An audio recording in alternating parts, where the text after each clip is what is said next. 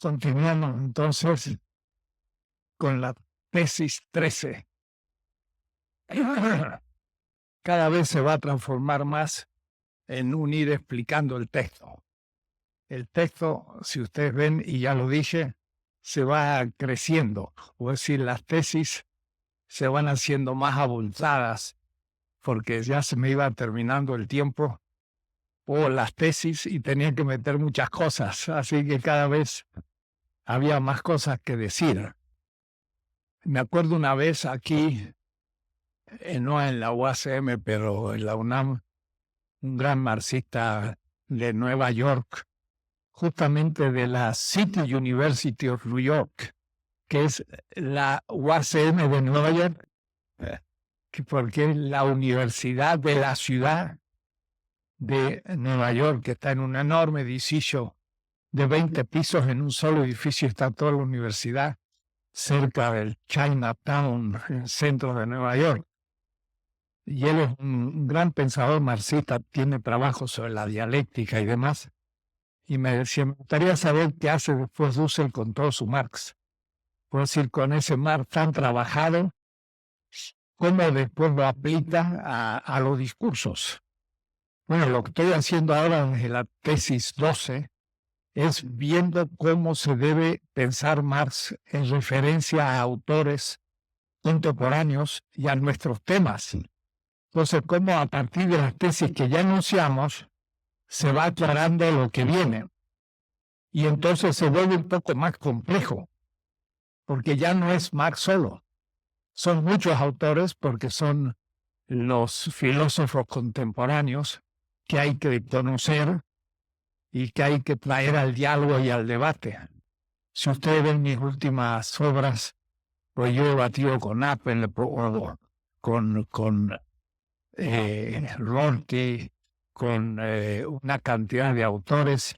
¿Y para qué se debate? Para ir viendo cómo nuestro pensamiento puede responder a objeciones y puede entablar una discusión al más alto nivel de los grandes filósofos contemporáneos, que son muchas veces no marxistas y hasta antimarxistas, pero cómo se dialoga con ellos.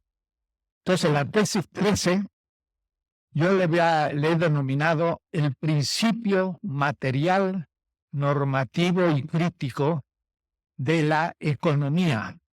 Y para mí es un nuevo tema, porque como dije la vez pasada, nunca había pensado el tema ética y economía. Trabajé mucho la economía marxista y la economía en general, pero no se me ocurrió pensar cuáles son los principios éticos de la economía. Y dije ya la vez pasada, cuidado, no voy a hablar de principios éticos. Voy a hablar de los principios éticos subsumidos en el campo económico y que se transforman en principios de economía. Y ya no son éticos, son normativos de la economía y constitutivos de la ciencia económica. O es decir, no es ética y economía, sino que la ciencia económica, para ser ciencia, tiene que incorporar principios normativos. Si no los incorpora, se deriva, o es decir, se desvía de su objetivo y pasa a ser no ciencia económica, sino un fetichismo económico, una anticiencia, que es lo que es la economía neoliberal. No es científica, tiene en su fundamento ideología no empírica, afirmada como científica. Y todos lo aceptan, pero justamente eso es lo que hay que poner en cuestión. El principio material sería un principio normativo constitutivo de la economía como tal, y le digo rápido, en una frase al comienzo. En principio, es decir, la luz que ilumina a la ciencia económica y a la gestión económica cotidiana de un empresario o de un trabajador en una empresa, va a ser un principio de afirmación de la vida humana. Es el tema. Si la economía no tiene como luz y principio y de finalidad última, pero no solo última, sino concreta a la vida, se transforma en un principio la economía de de la vida. Y eso es lo que es el capitalismo. Por eso más le llama al capital tope, muerto. Pero esa muerte. Y es lo que hay que probar. El capitalismo nos lleva a un abismo de muerte próxima. Y este es el tema largo, con muchas posibilidades de desarrollo de hoy. Cuando digo el principio material, sería el materialismo. El materialismo de Marx. Pero cuidado, no tiene nada que ver con el materialismo del marxismo-leninismo. Nada que ver. Engels escribió un libro se llamaba La dialéctica naturaleza, discutiendo con un materialista, y habló entonces de la dialéctica materialista. Y se entendió que había una primacía de la materia sobre la conciencia. Ya lo he hablado más de una vez. Y se decía en las exposiciones del marxismo, hay un sujeto consciente y hay una materia física. Si digo que la conciencia es lo más importante, eso es el idealismo burgués. Y si digo que la materia es lo más importante, la materia física, el universo físico, eso es materialismo. Y se afirmaba el materialismo. Eso nunca lo dijo Marx. Nunca.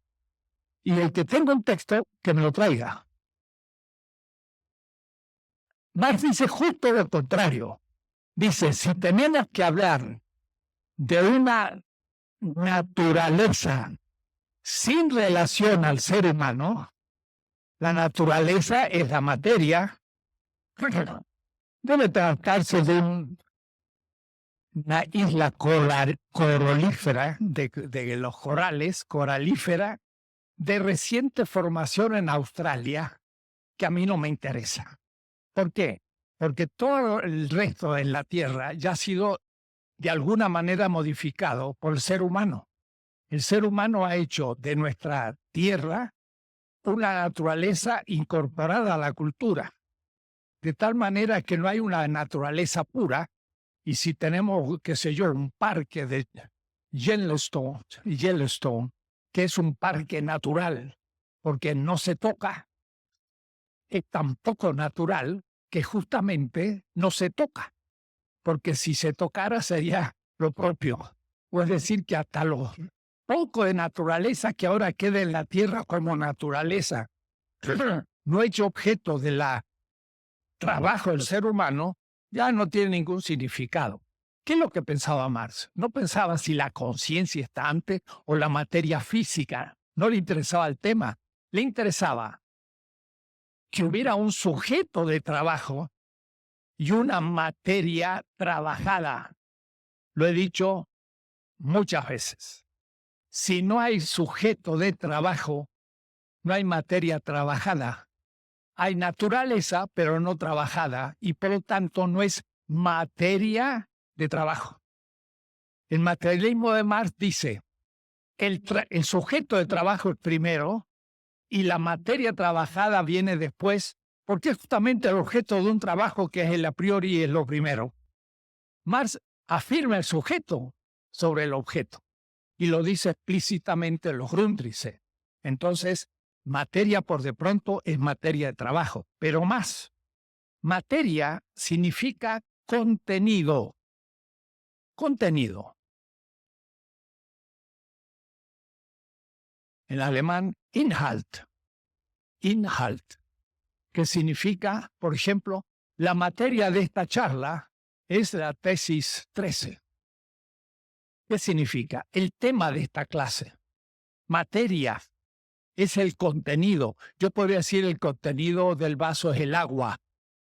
En ese sentido, se usa la palabra materia en Marx también. Contenido. Una cosa es el contenido y otra cosa es la forma. El modo como. Entonces, el contenido es el acto humano. ¿Y cuál es el contenido del acto humano? Su fin. Por ejemplo, el acto de comer. ¿Cuál es su contenido? El hecho de comer. Y el hecho de comer es la finalidad de ese acto. El fin del acto es el que indica el contenido del acto. Por ejemplo, la exposición que estoy haciendo. ¿Cuál es el contenido de mi acto? Exponer un tema. Esa es la materia de la exposición y es el contenido. En ese sentido, voy a hablar de materia. En mi ética, una ética grande, capítulo 1, más de 100 páginas con cientos de notas, explico esto ampliamente. Justamente a partir de Marx, aunque mucho no se note. El materialismo de Marx es un materialismo del contenido del acto. ¿Y cuál es el fin del acto? Cada acto, comer, es pues digerir un alimento. Exponer es dar a conocer una doctrina. Pero si voy a tomando todos los fines de los fines de los fines, al fin me quedo con un último fin, la afirmación de la vida humana. Porque si soy viviente, es porque mi cuerpo se ha alimentado, por eso como.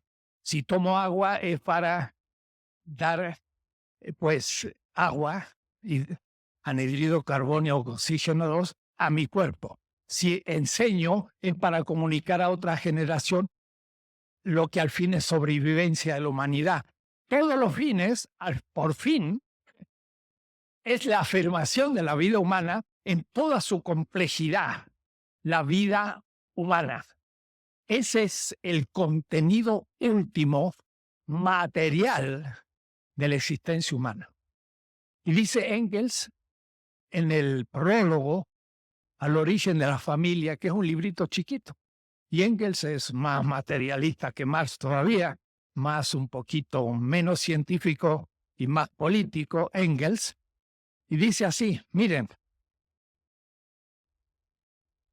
en la interpretación materialista de la historia, la última instancia es la vida y la vida inmediata. No dice la economía, dice la vida. Lo cito yo muchas veces en mis obras, texto castellano, alemán, para que no haya duda.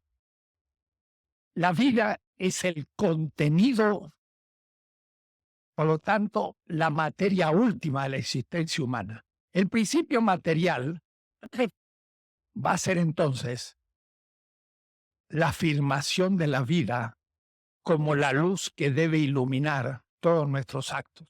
Para decirlo rápido, el capitalismo tiene un principio que guía todos sus pasos. Es un principio de elección de todas las mediaciones, de la inversión del dinero, de la invención tecnológica, de la fundación de una fábrica, de todo. ¿Cuál? El aumento de la tasa de ganancia. Y el aumento de la tasa de ganancia es un aumento cuantitativo y formal, no material. Formal se opone en este caso a material. Para Marx, lo material es contenido y lo formal es la manera como se hace el contenido, la forma como se hace algo. Ya lo explicaré en la tesis 14, dice Kant. Obra de tal manera que, en el imperativo categórico, de tal manera, la manera como obro, en la forma como obro, es lo formal. Por ejemplo, puede ser democrático o no democrático. Eso es formal. Cuidado, no es secundario, es fundamental, pero no es material.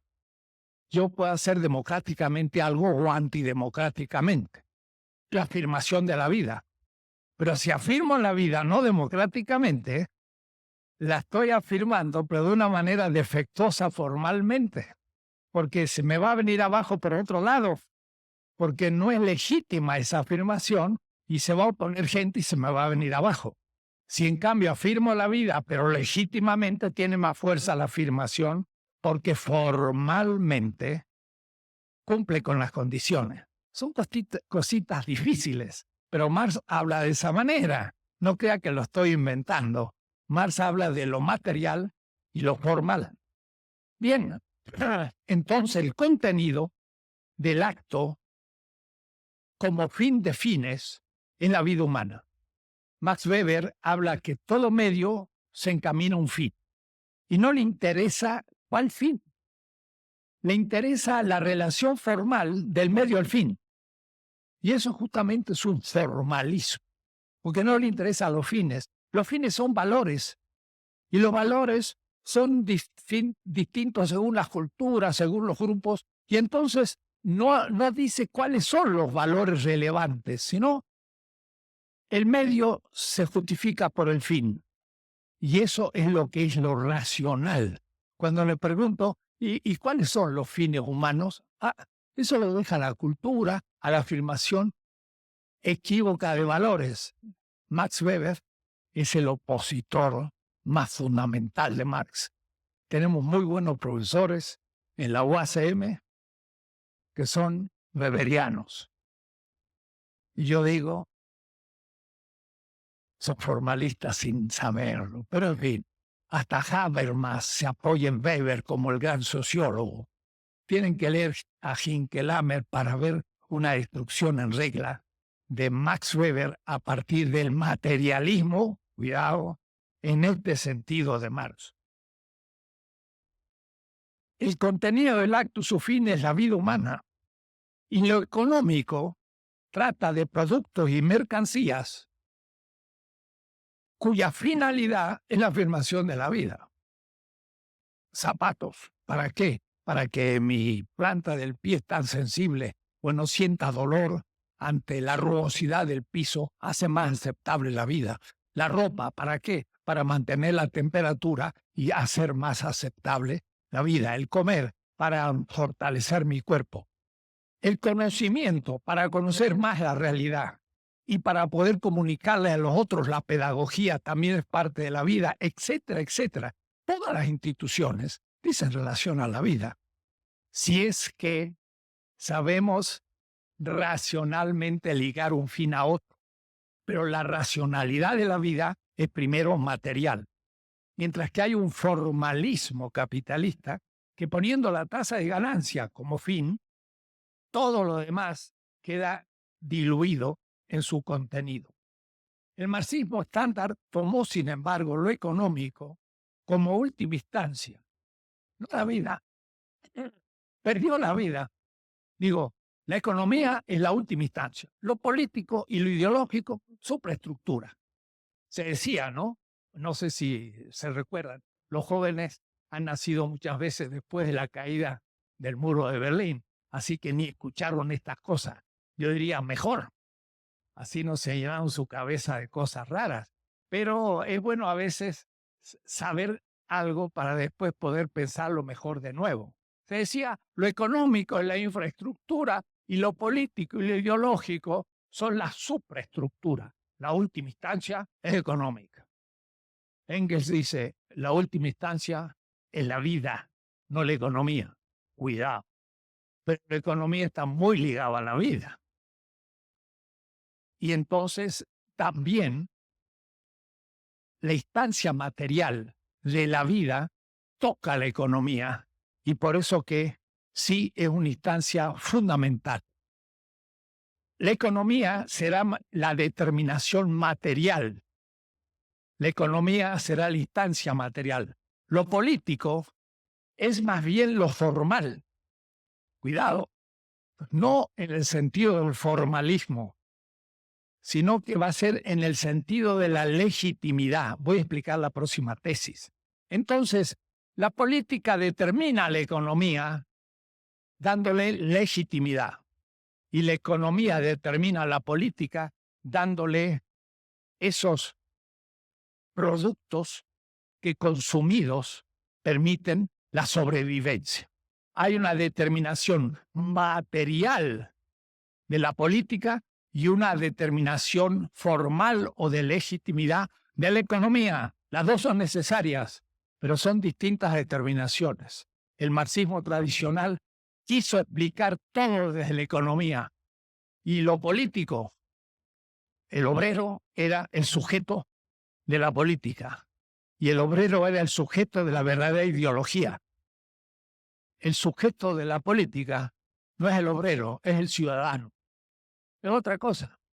¿Por qué? Porque el sujeto humano en el campo político es ciudadano y en el campo económico puede ser el que gestiona la empresa o el trabajador de la empresa o muchas funciones económicas. Y hay que saberlas bien delimitar. El marxismo tradicional hasta hizo una psicoanálisis economicista. Piensen ustedes en Wilhelm Reich, que explicaba desde la economía hasta el orgasmo. No se puede. No se puede. Yo digo siempre, Marx vale de la fábrica hasta la puerta de la casa. Pero dentro de la casa hay que leer Freud, aunque sea un machista, para corregirlo.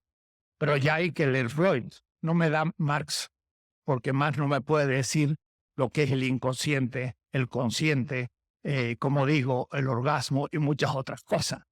Para eso sería una reducción de todo a uno la ciencia económica. Eso fue el economicismo del marxismo estándar. No se imaginan, ustedes pueden leer cuestiones. Yo estoy más allá de eso. No solamente hay tres instancias, la política ideológica y económica, sino que en dos instancias yo hablo del campo. Y hablo del sistema, que no se hablaba. Y los campos son ilimitados, no 3, 4, 5, 8, 50. Aparecen nuevos campos y nuevos sistemas. La cosa es mucho más compleja. Estoy dando una teoría general y por eso estamos empezando.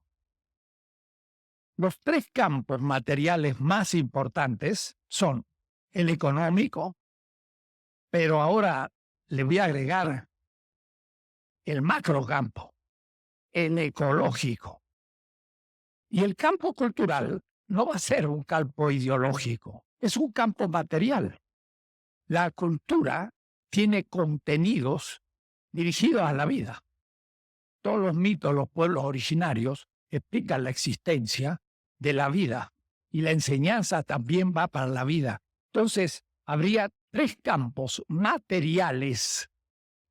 Si, por ejemplo, yo pienso que hay un campo político, hay un campo material, que sería el campo económico, habría otro campo material, que sería el ecológico, y habría otro campo material, que sería el campo cultural. Y la cultura también con contenido, porque no tiene nada que ver con lo físico, lo material, ni con la materia madera, es con el contenido, y la cultura también. Entonces, por ejemplo, un Estado tiene Secretaría de Economía, Secretaría de Medio Ambiente, Secretaría de Cultura. La política tiene que ver con los tres campos materiales. El campo económico es uno de los campos materiales y es el que nos toca ahora ver con más cuidado. Primero, quiero tomar algunos textos de Aristóteles. La clase de hoy, como les digo, es muy larga, así que por ahí voy a saltar para darles el principio y si no termino, ustedes terminan de leer el texto, pero no me quiero acortar. Hay un autor al cual Marx le tiene mucho respeto y lo cita continuamente, aunque no parezca. Es Aristóteles.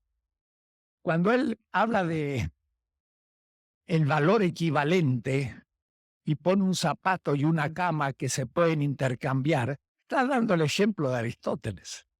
Y él habla de la materia y la forma, material y formal, en el sentido aristotélico de materia, forma, causa eficiente y causa final, que son las cuatro causas. Entonces es muy interesante porque en la cultura occidental, así llamada, aunque los griegos no eran occidentales, sino orientales, porque era la parte oriental del imperio romano, bizantino.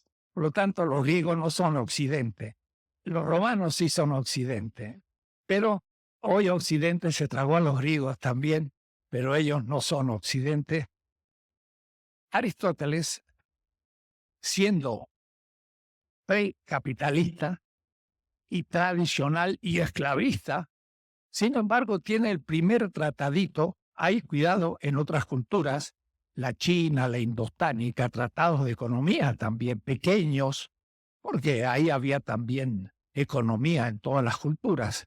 Pero Aristóteles, al comienzo de su política, hablando de la familia como primera comunidad que constituye después las aldeas y por último la ciudad, la polis. Y la polis es la culminación de la política donde se dan las más complejas funciones. Y en eso es verdad. El surgimiento de la ciudad después de la revolución neolítica hace 5.000 años empieza una sociedad compleja de clases.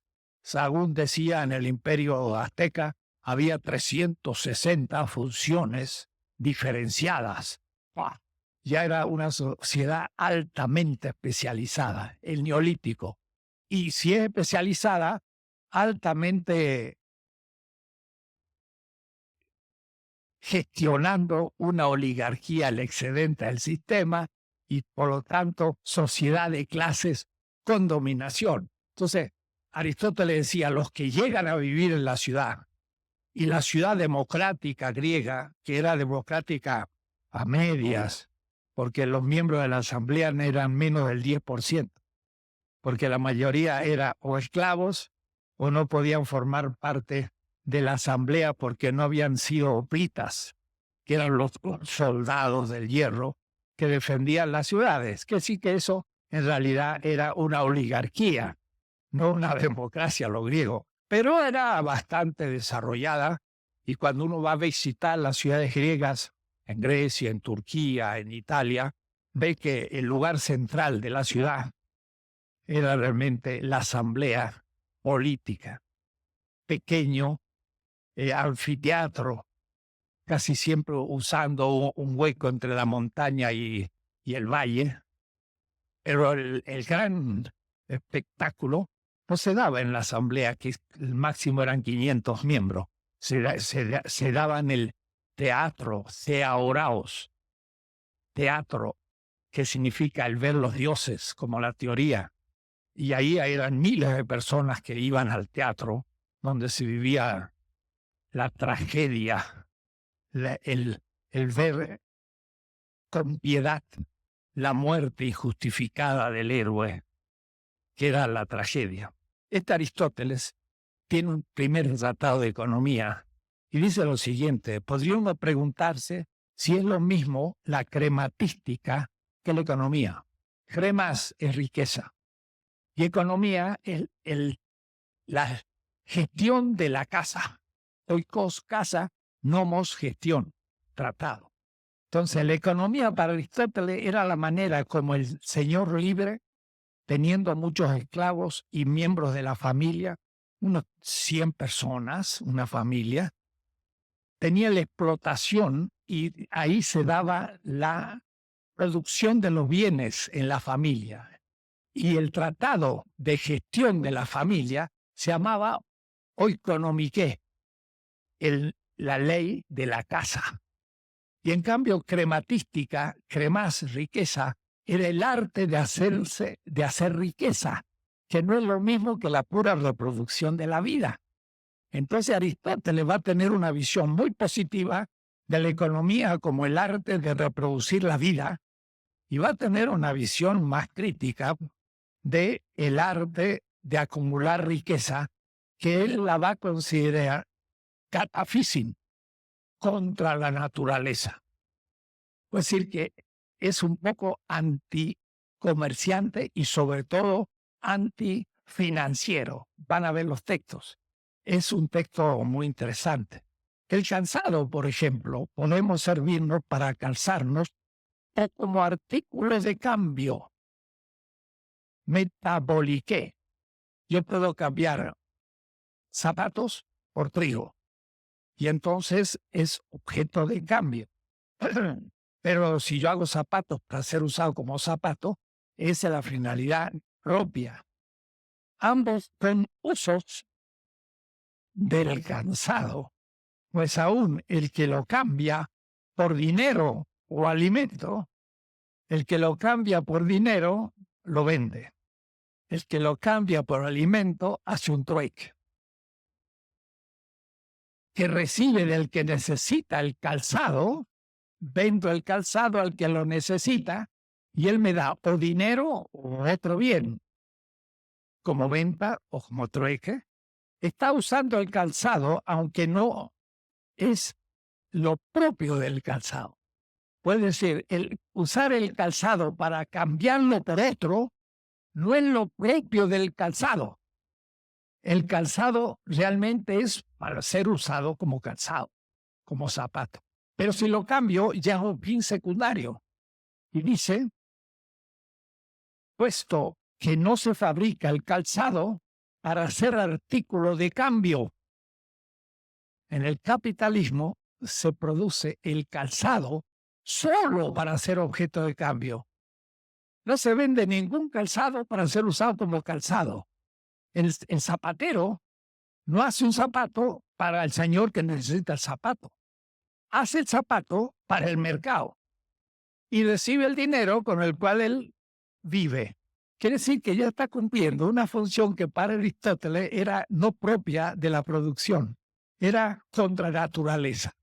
Pero tiene textos mucho más fuertes, porque dice, el dinero se estima como sin contenido, porque solo es una invención humana, pero nada por naturaleza, porque prescindiendo de su uso como instrumento de cambio, no tiene valor ninguno, udones acción, ni es útil para ninguna de nuestras necesidades vitales. Entonces, para Aristóteles el dinero es algo secundario. Para John Locke, el dinero va a permitir justamente la acumulación. Y toda la política liberal va a estar hecha en torno al dinero para garantizar su propiedad y su acumulación. El Estado liberal va a estar hecho para garantizar la propiedad y la estabilidad del dinero y la herencia del dinero. Para Aristóteles era antinatural. Para John Locke, siglo XVII, Inglaterra, es la naturaleza misma de la política. Miren qué cosas más extrañas. Extraña sería en verdad una riqueza que, aunque poseída en abundancia, dejara que uno se muera de hambre como el Midas de la fábula. Midas transformaba todo lo que tocaba en oro. Entonces, rarísimo. Pero también tocaba el alimento, se transformaba en oro y se murió de hambre. Era la fábula.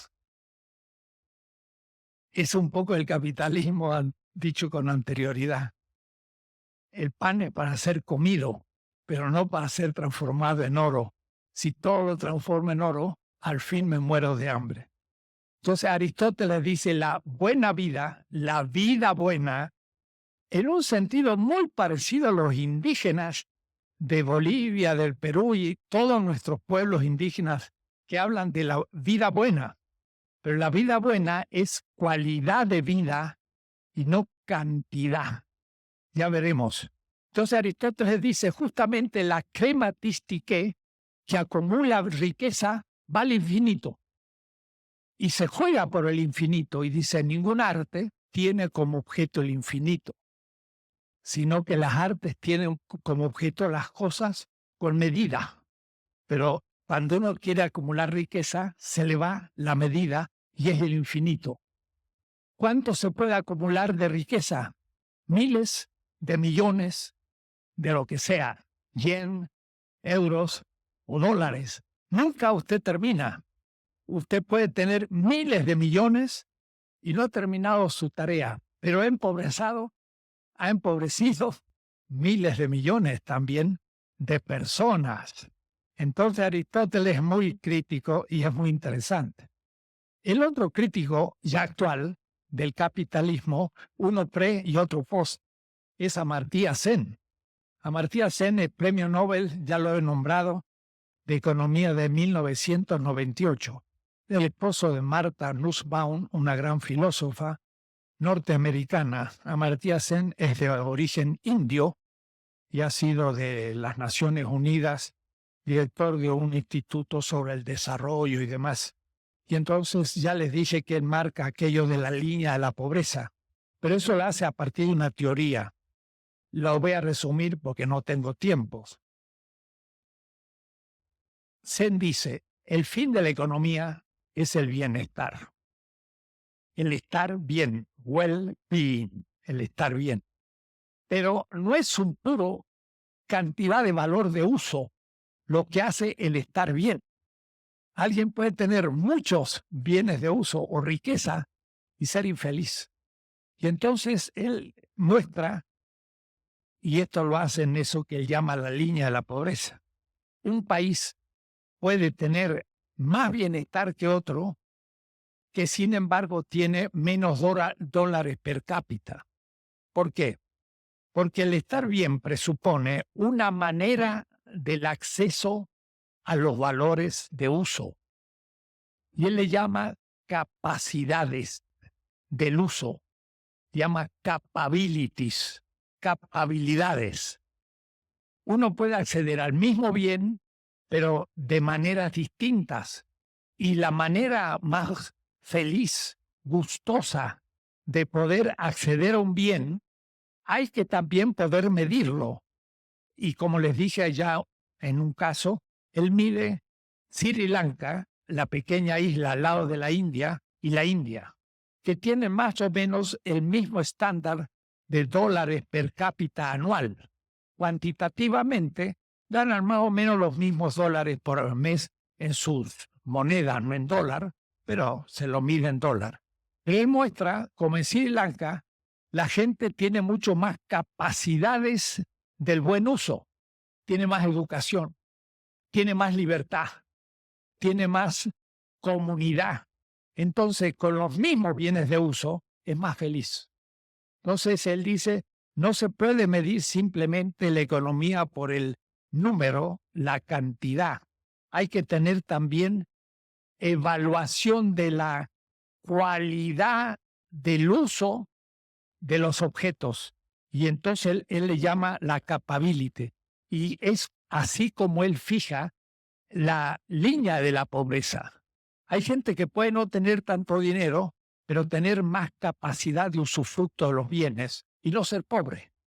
Mientras que hay otros que pueden tener un poco más de dinero, pero dada la relación con los que tienen muchísimo más y la manera equivocada de acceder a los bienes, está en un estado de infelicidad mayor que en el otro caso y es más pobre entonces. Esta teoría es muy interesante porque critica al egoísmo como una actitud natural que es la propia de toda la economía capitalista. El capitalismo dice somos individuos compitiendo. Y como dice Mandeville y dice Smith y dice Ellos, lucha cada uno por el self-love, por el amor así, para la realización en la competencia. Y entonces el egoísmo es el fundamento. Amartya Sen hace una crítica a la ética del egoísmo y la antropología del individualismo moderno. Es muy interesante, hay que tenerlo en cuenta, no es radical, pero válido. Un primer punto. El capitalismo se está enfrentando con un límite absoluto. Y esto es algo que lo está poniendo en crisis internamente sus principios. La racionalidad del capital, he dicho, es el aumento de la tasa de ganancia. La racionalidad del socialismo real era un poco más materialista, en el sentido relacionado a la vida. Era el aumento de la tasa de producción. Había que producir más alimentos, había que producir más bienes. Por lo tanto, se acercaba más a una finalidad no tan formal como el aumento en la tasa de ganancia. Pero ¿qué pasó? Entró en un círculo vicioso. Producir más, pero nunca se llegó al consumo. A cada generación se le pedía el sacrificio para la próxima generación. Y a la tercera se vino abajo, porque la tercera generación dijo, yo quiero también consumir. Es decir, hacer del bien de uso un bien consumido como felicidad y no seguir viviendo en la escasez eterna. Ciertos objetos de consumo y siempre se postergaba para la próxima generación que lo íbamos a tener. Pero además, el aumento de la tasa de producción también tenía medida mercantil y al fin era una medida cuantitativa, más toneladas de esto y de aquello. Era también una utopía moderna de la cantidad. Por eso el socialismo real es moderno, pero no como el capitalismo, pero al fin. Se opone a esto justamente una racionalidad, no del aumento de la tasa de ganancia, no del aumento de la tasa meramente de producción, sino la racionalidad de la vida. Lo irracional es lo que pone en cuestión la vida. ¿Y qué pasa? La vida está puesta en cuestión y el sistema económico se opone brutalmente. El argumento en la página 223, ustedes la puedan leer a la derecha en la línea 4. A. Todo capital compite con los otros capitales, ya lo hemos dicho. B. Se trata entonces de lograr producir mercancías con el menor valor, precio posible. C. La manera de aumentar la productividad o disminuir el precio de la mercancía en el mercado se logra gracias a la obtención de mayor valor relativo, porque es lo que me va a dar mayor ganancia. Esto es lo que se llama la composición orgánica. D. El capital se encuentra entonces constreñido a subsumir materialmente la tecnología más desarrollada y en el corto plazo lograr producir con menor valor. Como sea, el problema es que la mejor tecnología desde el criterio del aumento de la tasa de ganancia puede ser antiecológica, quemar petróleo, y no, según la vida, conservar ese petróleo que le ha costado a la naturaleza miles de millones de años de producirla, que es más rica que un diamante, y guardarla celosamente para usarla positivamente durante siglos. No, la vamos a consumir en menos de un siglo o un poquito más.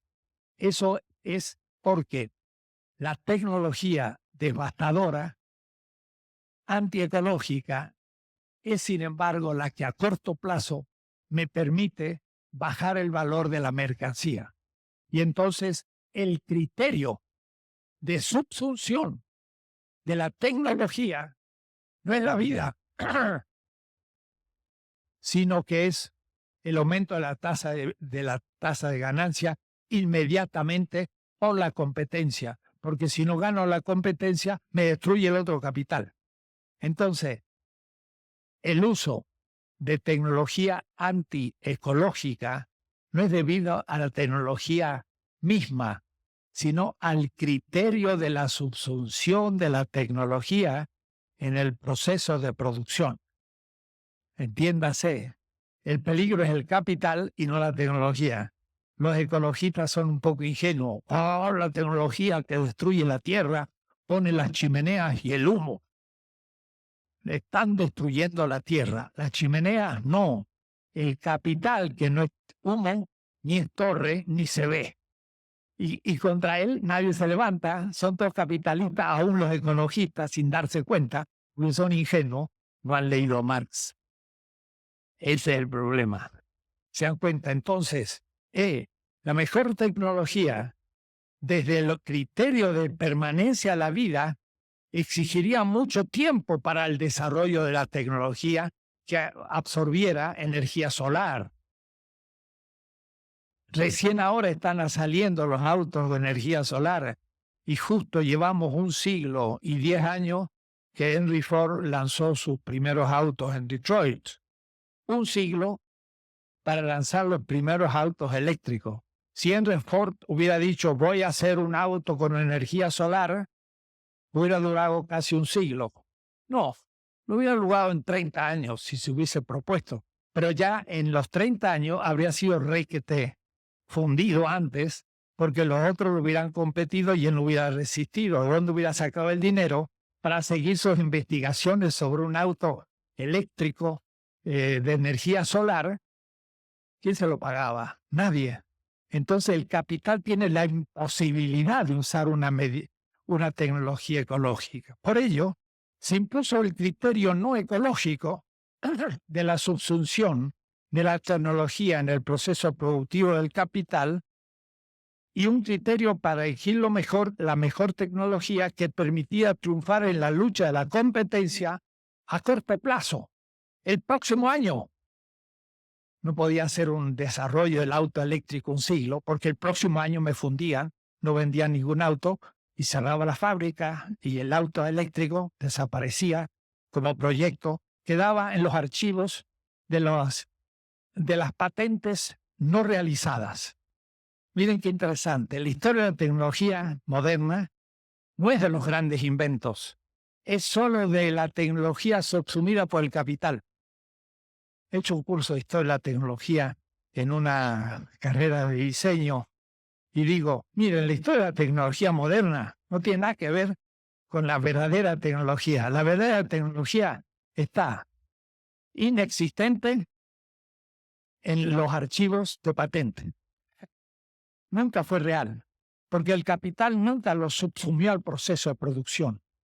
La que decimos historia de la tecnología es la tecnología subsumida en el proceso del capital, que ella es anticológica porque no pudo desarrollar una tecnología ecológica. Des en cuenta el tema. Entonces, el capital tiene como una necesidad de destruir la vida, porque no tiene tiempo de preservarla, porque la competencia, yo he dicho igual a los precios y etcétera, pero no he hablado de un tema, la temporalidad de la competencia. El que no logra mayor composición orgánica o mayor composición tecnológica en el corto plazo, queda destruido por la competencia. Hay un problema de temporalidad. Y esto entonces me exige tomar la tecnología a la mano. Van a ver lo que significa esto. Es nefasto. Pero al mismo tiempo mete al capital en una jaula de hierro antiecológica necesariamente.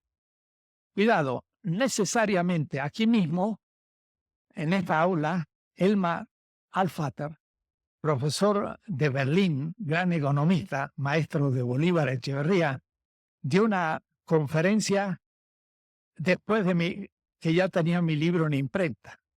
Así que debería agregarle unas páginas. Elmar Alfater, de una manera muy inteligente, dijo lo siguiente: el capitalismo tuvo una etapa prefósil, antes del petróleo. Está en la etapa fósil mientras que termine con el petróleo. Pero si fue prefósil, debe ser postfósil. Y esto un poco pone problemas a mi argumento.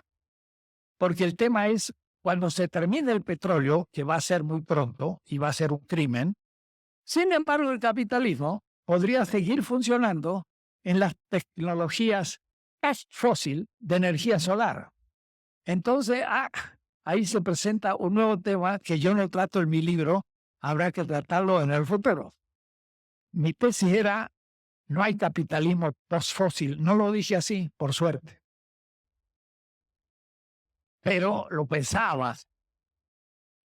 Y Alfater me presentó un argumento fuerte y entonces hay que ver, porque Bush no firmó el tratado de Kioto, porque dijo, no voy a poner en cuestión la economía de Estados Unidos por la ecología. Pero él quizás no sepa, según Elmar Alfater, que podría firmar el Tratado de Kioto y ir transformando el capitalismo en un capitalismo fósil. ¿Y quién lo está haciendo? El Al-Father viene de Alemania. Y los alemanes, por el Partido Verde, liquidaron la producción de energía por la energía nuclear. Cerraron sus grandes... Francia tiene 50 enormes reactores que pueden destruir 50 veces toda Europa. Pero los alemanes han dicho, no más energía atómica, es peligrosa. ¿Y qué están haciendo? Están ahora invirtiendo en gran cantidad a la energía eólica y la energía directamente captando al sol, que esa es la solución definitiva.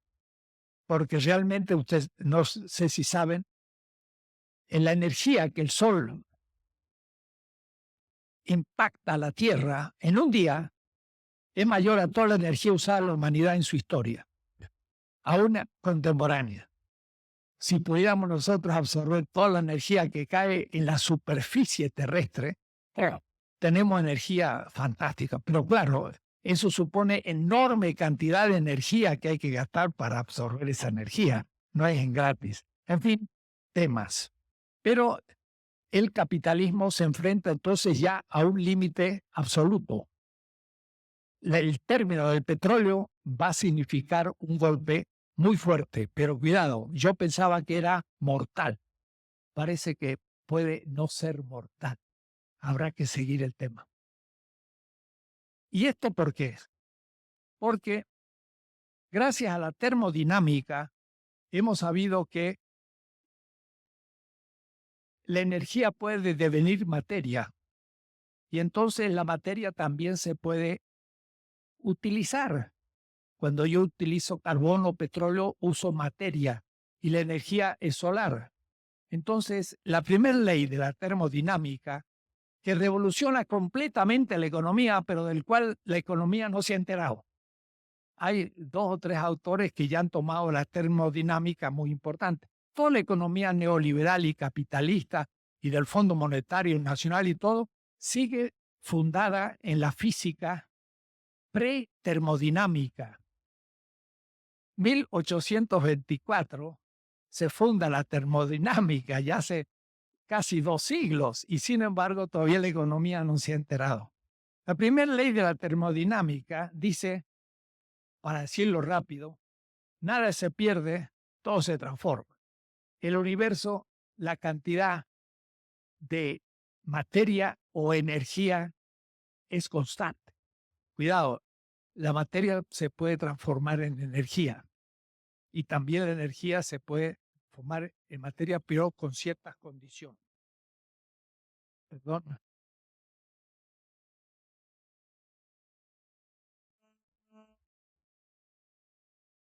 Pero la transformación, digo, nada se pierde, todo se transforma. Pero cuidado, en la Tierra y con respecto al ser humano, cuando un bien útil se transforma en inútil,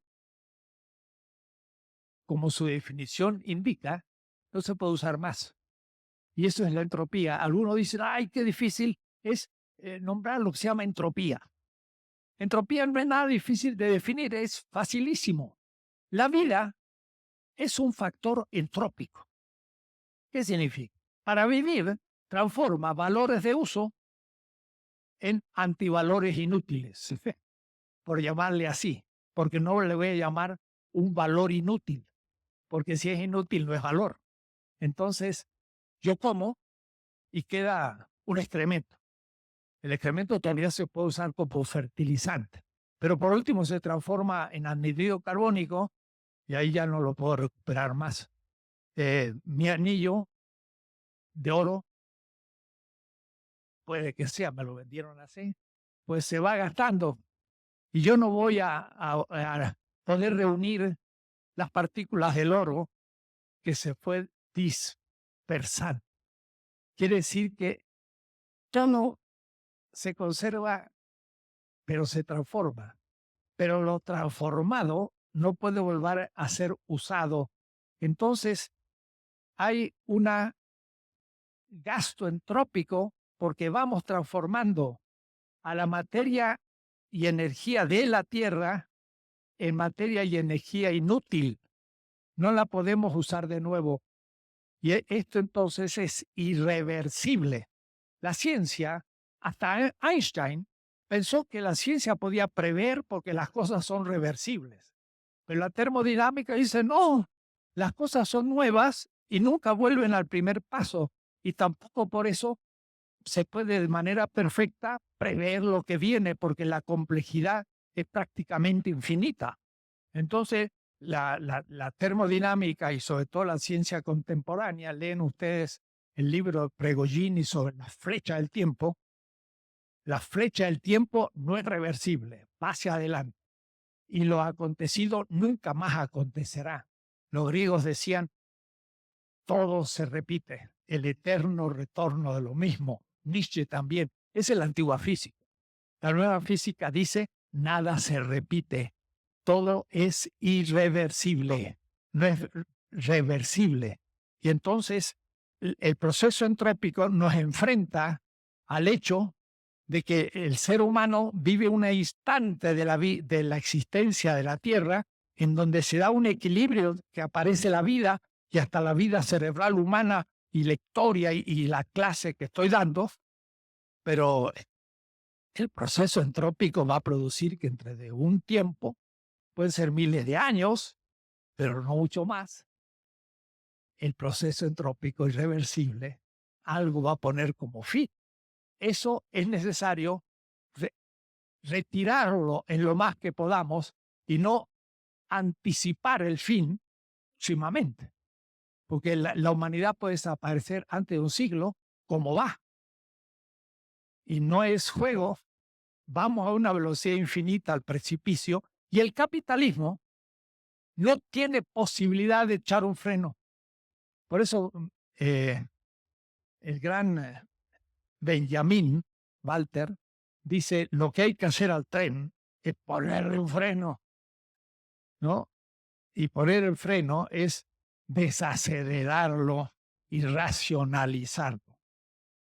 Las bacterias y todos los seres que surgen desde hace 3.500 millones de años hicieron posible la vida.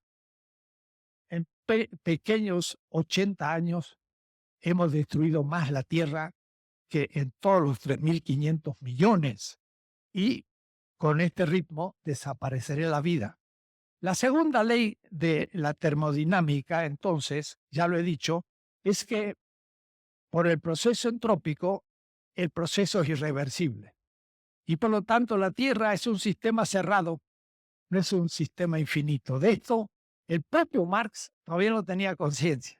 Parecía una Tierra infinita que el ser humano modificaba en aspectos tan pequeños que no influenciaba realmente lo que pasaba. Cuando sabemos que lanzamos millones de toneladas de anhídrido carbónico y lo hacemos cada segundo, entonces sí nos damos cuenta que la Tierra está cambiando y el capitalismo, con su criterio de aumento de la tasa de ganancia, necesita aumentar la producción para aumentar la ganancia, sea lo que sea. Auto, más auto, más auto. Miren México, nosotros mismos. Y bueno, eso es mortal. Pero eso permite la venta de los autos y aumento de la tasa de ganancia de la industria del auto, etc. Pero estamos destruyendo la tierra y estamos destruyendo México. Pero no, ¿quién le pone freno? No hay manera. El único freno lo va a poner la autoconciencia ética, normativa y la política, aunque no parezca.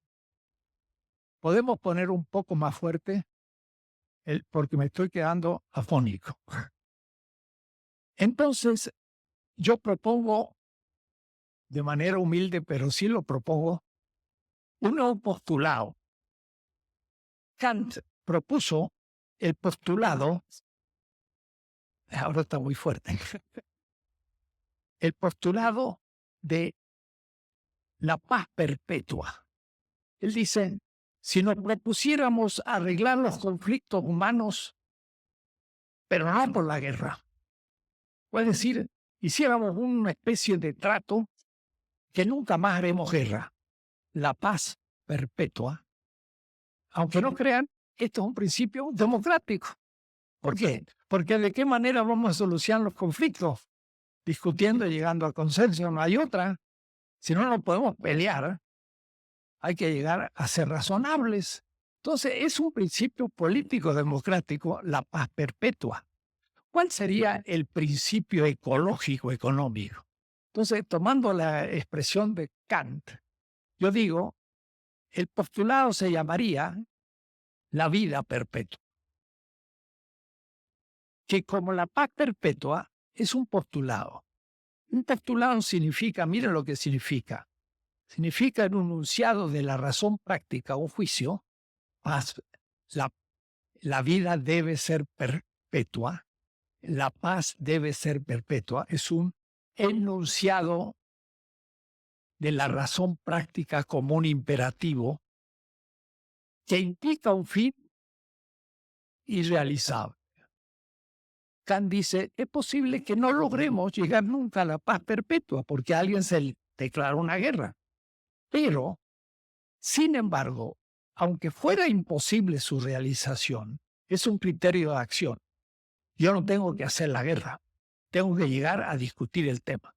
O es decir, aunque sabemos que la vida no puede ser perpetua, porque no va a durar millones de años, va a terminar un día, aunque más no sea cuando el sol se vaya apagando, pues, sin embargo, debería ser el horizonte desde donde usamos los medios. El fin es de imposible realización y sin embargo es luz para cada acción. Galeano lo dice muy bien, hablando de la utopía. Dice, la utopía es irrealizable. ¿Para qué sirve? Para caminar. Puede decir, gracias a la utopía, yo voy intentando cosas mejores y voy caminando. Sirve entonces para superar el estado negativo en que vivo, imaginar la posibilidad absoluta y lograr fines empíricos mejores. Eso es un postulado. En la crítica a la razón pura, Kant habla de los postulados de la razón teórica, pero en la crítica a la razón práctica y sobre todo en la crítica al juicio, los postulados de la razón práctica. Y yo hablaría de los postulados de la razón económica. El postulado principal de la vida económica sería la vida perpetua y no el aumento de la tasa de ganancia. Es otro postulado. Y entonces esto nos permitiría ver lo siguiente en la página 228. Cuando en 1972, en su obra Los límites del crecimiento, los Meadow, ya lo hablé de ello en la clase pasada, consideraron los motivos de una inevitable crisis final del sistema a mediados del siglo XXI, enunciaron al menos 5 fenómenos mutuamente articulados. 5 fenómenos que nos van mostrando que estamos en momentos críticos. Primero, aumento de la población mundial y no hemos logrado frenarla. La humanidad ya es demasiado numerosa. ¿Es posible normativa o éticamente disminuir la población? Sí. No matando a los vivos por la pobreza, sino simplemente decidiendo tener menos hijos. Eso es posible. Y es ético, porque hace que mis hijos puedan vivir mejor, pero tienen que ser menos. Si 2 generaciones se proponen tener un hijo por matrimonio, pasamos de 9.000 millones a 4.500 y al 2.200 millones. De 9.000 a 2.200, si fuéramos estrictos todos. Y entonces los 2.200 empezarían a poder vivir mejor, pero no solo, porque es también el desarrollo industrial. Lo que no dice Meadow, que es el desarrollo industrial capitalista que no tiene criterios ecológicos, sino puramente de la tasa de ganancia. Es destructivo. Y sus efectos negativos, tales como la contaminación ambiental, claro, por ser justamente una tecnología antiecológica. La escasez de los alimentos. ¿Hay escasez de alimentos? Todavía no, pero lo que pasa es que se está usando alimento, trigo, maíz, para producir alcohol o gasolina, diríamos así, vegetal, para los autos, siendo que los autos habría que eliminarlos, porque como ya he dicho, un auto pesa 6.000 kilos y lleva útil a un chofer de 60 kilos. Quiere decir que utiliza 1% de su peso. Y el otro día en el centro yo estaba en este monopatín a 2 ruedas, donde uno guarda equilibrio y funciona, y es fantástico, y pesa 30 kilos. Y si la persona pesa 60, quiere decir que tiene un 200% de capacidad de transporte. El otro tiene 1 y está a 200. Habría que ser medios colectivos, poner estos monopatines eléctricos a la salida de los medios colectivos, 5 millones, y la gente usaría desde el metro hasta su casa el monopatín, lo deja en la puerta, el otro que viene lo toma y va a la tienda y lo deja en la tienda, el otro va y lo toma hasta el metro, y tener puros medios colectivos con un porcentaje de 100, 200% de utilización de la energía. Quiere decir entonces que esa contaminación ambiental es debido a una cantidad, ya veremos, de consumo nefasto producido por el capital en su lógica mortal del aumento de la tasa de ganancia. Y el hecho no tan claro en la época del cambio climático, ya empezaron a idear de que iba a subir la temperatura. ¡Pah! Es mucho peor, porque a su vez hay gases que se están liberando de los polos y de las regiones más profundas de los océanos, que van a hacer que no aumente la temperatura 1 o 2 grados, sino que hasta 10 o 15 grados.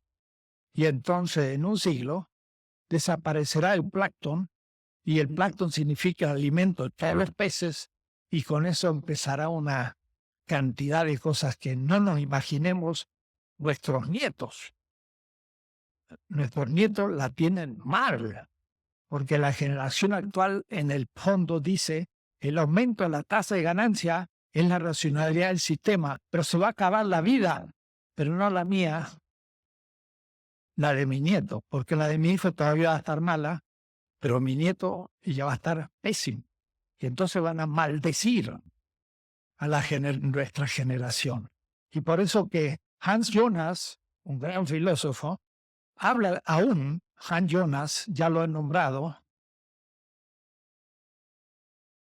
Hans Jonas, H., del derecho de las generaciones venideras. Es un nuevo sujeto histórico y un nuevo sujeto de derechos humanos que los que no han vivido todavía tendrían que tener un fiscal que acusara a una persona y dijera en nombre de las generaciones futuras, usted es culpable y va preso. No solamente de los vivientes, sino de los que van a vivir. El capital está liquidando no al presente, el futuro. Entonces es bravo. Y lo muestro en un punto, y lo cito, una excelente tesis en la UAM Xochimilco, lo que se llama el peak oil. Es el pico desde el cual el uso del petróleo empieza a bajar. En Estados Unidos en 1970 ya llegó al pico, aunque ahora van a querer explotar un nuevo tipo de petróleo que va a ser más nefasto que el anterior, porque Estados Unidos va a sufrir ahora una contaminación feroz por la extracción de ese gas y ese petróleo. Pero el pico mundial de 91 millones de barriles se va a producir más o menos en el 2015. El año próximo llegaremos al máximo de petróleo que la humanidad podrá sacar, y de ahí va a empezar el descenso, lo que va a ser un aumento muy grande del valor. Pero miren qué interesante estas nuevas observaciones de los grupos ecológicos. Por ejemplo, en Inglaterra, cada barril de petróleo tiene 38.000 BTU. Claro, esto ni se lo imaginaba Marx. Marx dijo, el capitalismo destruye la naturaleza, pero no tenía manera de cuantificar. Ahora no solo sabemos que la destruye, sino que de alguna manera le explota. Pero claro, la naturaleza no es explotable, diría Marx, porque el único que produce valor es el ser humano y el único realmente explotado es el ser humano.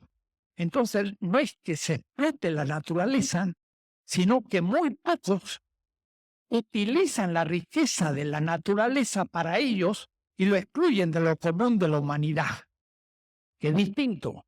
Si la total riqueza de la Tierra fuera 360 y nosotros consumimos de esa riqueza común el 1%, y alguien tiene la capacidad de consumir 359%, está extrayendo la naturaleza para un grupito algo que era común. Entonces transforman lo común en privado. Y no es que exploten la naturaleza, pero la utilizan en su favor. Miren cómo es el argumento tremendo. BTU significa algo inesperado en el pasado.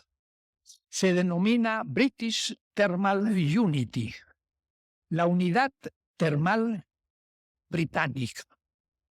Esa unidad significa subir 1 grado Fahrenheit, porque ellos no tienen centígrado, a 1 libra, porque ellos no tienen litro de agua. 1 libra de agua, que es menos que 1 litro, hacerlo aumentar 1 grado, eso es un BTU, una unidad de energía.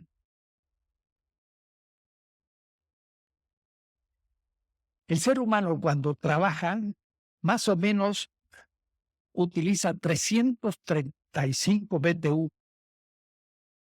Y si yo pagara $2 por hora, un barril de petróleo valdría $7,620. $7,620. La energía que tienen, considerando que para que un ser humano produzca eso a $2 por hora, habría que pagar eso. Miren ustedes lo que significa empujar un auto 30 kilómetros. Yo gasto en energía. Bueno, eso son ¿cuánto? Y 1 litro. Un barril tiene una cantidad de litros. Puede llevar un auto de ida y vuelta a Acapulco. Hágalo yo empujando el auto. Se dice, el barril de petróleo en México, su extracción cuesta $5. Y lo vendemos, pongamos, a 100. ¡Oh, qué bueno! Ganamos 95. Pero el valor real es $7,620. Quiere decir que los 7,520 fue usado por una minoría en su favor, destruyendo la naturaleza en favor de ellos y destruyendo lo común, porque tendría que ser usado de una manera mucho más útil y por todos, no por algunos. Esto nunca lo hubiera pensado Marx. Hay entonces la privatización de lo común de una manera monstruosa. Y entonces nos damos cuenta de que el capital explota al obrero, pero al mismo tiempo expropia lo común de la naturaleza de la humanidad en manos de un grupo. Quiere decir entonces que ahora no es solo la gestión del excedente lo que hace el capital, es la gestión de lo común de la humanidad, expropiándoselo a la humanidad. Ya son nuevos argumentos terribles para ser pensados. Séptimo, subsunción real del consumo en el capital y su liberación. Hay un colega joven, Jorge Veraza, que por ahí me ha criticado, y yo también lo he criticado a él. Pero él tiene un aporte muy interesante, y lo quiero reconocer, y en el libro está expresado. él habla que no hay solo subsunción en el capital de la tecnología y muchas cosas, sino también algo más sutil, subsunción del consumo. Es decir, el consumo de la humanidad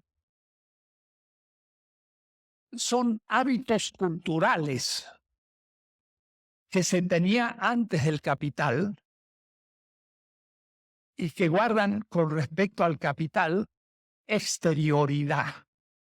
Por ejemplo, en la cocina se prepara la comida y la comida se prepara en la casa y es artesanal y es única.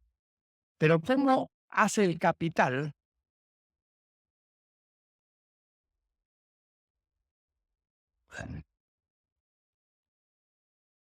Para subsumir el consumo.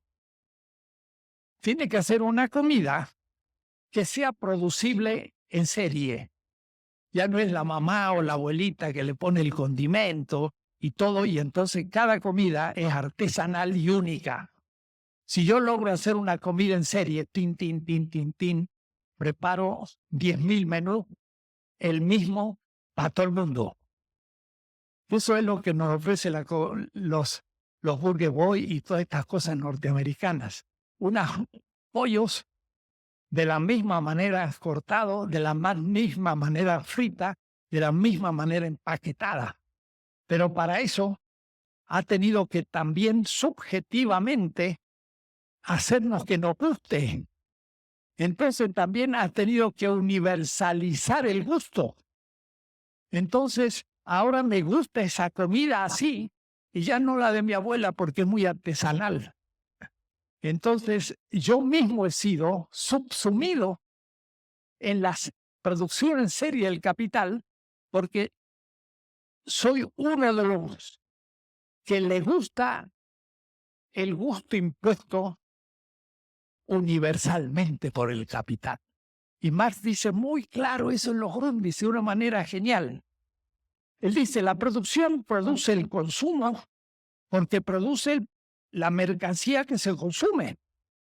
Entonces se produce un tipo de producto, va a la larga producir también ese tipo de consumo. Pero también dice Marx, porque Marx es dialéctico, ida-vuelta, no solamente infraestructura.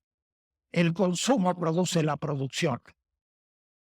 ¿Cómo? Y él dice, creando el trip, que significa el apetito imaginario interior del bien futuro. Y da la definición de la propaganda. Se crea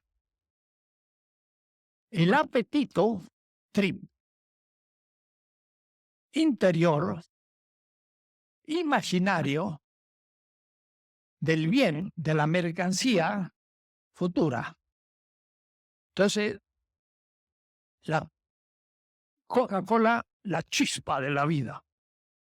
Entonces, yo me creo una imagen interior y como ya también la he probado, me gusta porque tiene un excitante interior del bien futuro. Entonces, cuando paso por ahí veo una Coca, la compro. La propaganda creó esto, esa definición de la propaganda. Marx lo dice en 1857. Eso es subsumir el gusto. Es decir, ya el gusto no es individual, según usos y costumbres históricos de la cultura que cocinaba mi abuela, mi bisabuela y mi cultura. Ahora todo en el mundo, en New Delhi, en México, en Japón, el chiquito, digo yo, le dice a la mamá, no dice, tengo sed o quiero agua. No le dice, coca. Coca significa tengo sed. Ha sido subsumido en el capital. Es importantísimo. El capital va siendo una humanidad universalizada en sus gustos y va produciendo ese gusto en correlación objetiva a la producción estandarizada de bienes.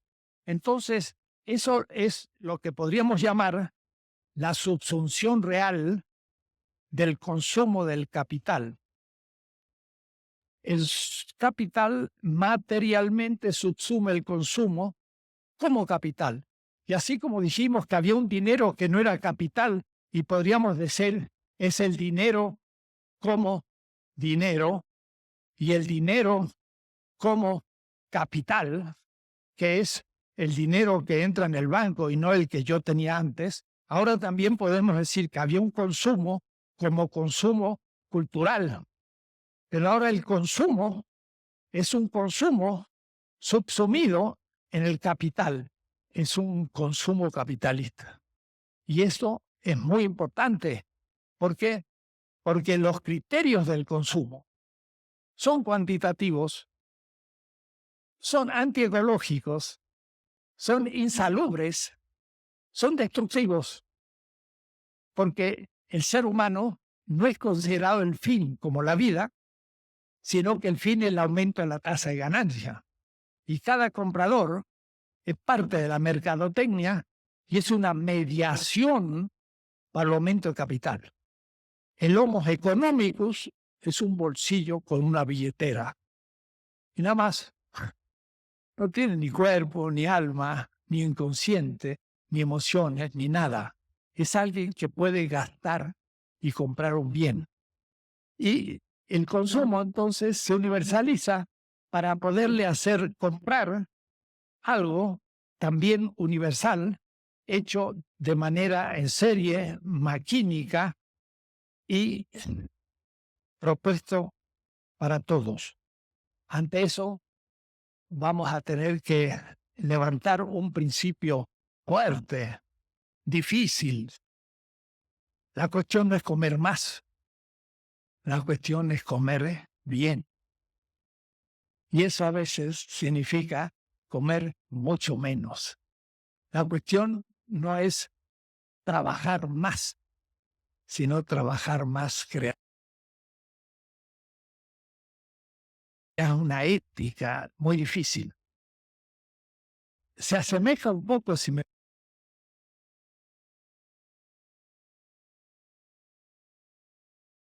que pensaba mucho en la subjetividad más que en la objetividad. Y entonces se dan cuenta que la felicidad no es la cantidad, porque la cantidad es infinita y nunca se puede alcanzar, y es el principio de la infelicidad. El bienestar se puede llegar con mucho menos, pero bien racionalmente consumido.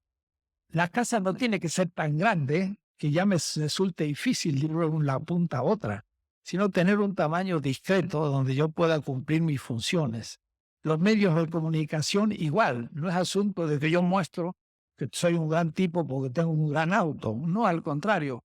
Como decía Iván Illich, el buen distancia de la casa al trabajo lo medía el burro.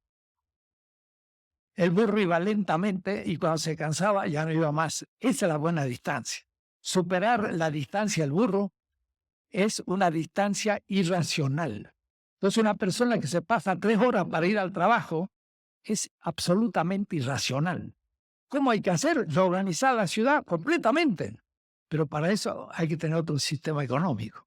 Yo tengo que vivir junto a mi trabajo y ir en bicicleta o caminando. Y si no es así, es porque está mal organizado.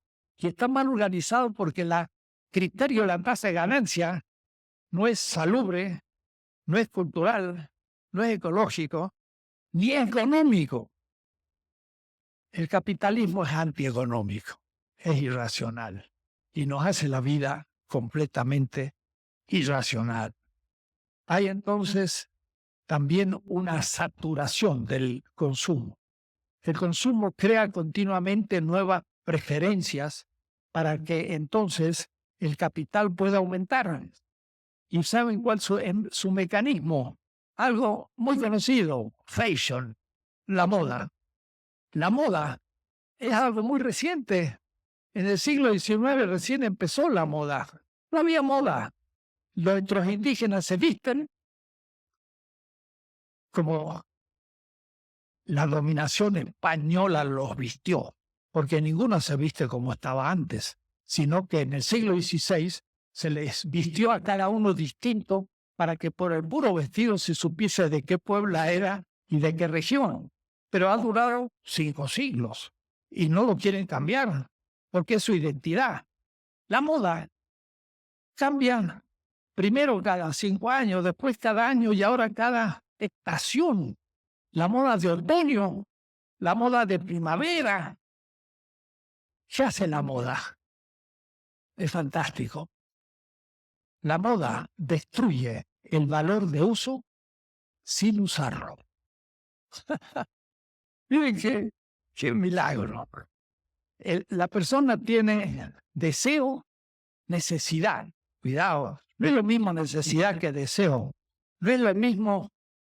La mercadotecnia lo que mide es un deseo con dinero.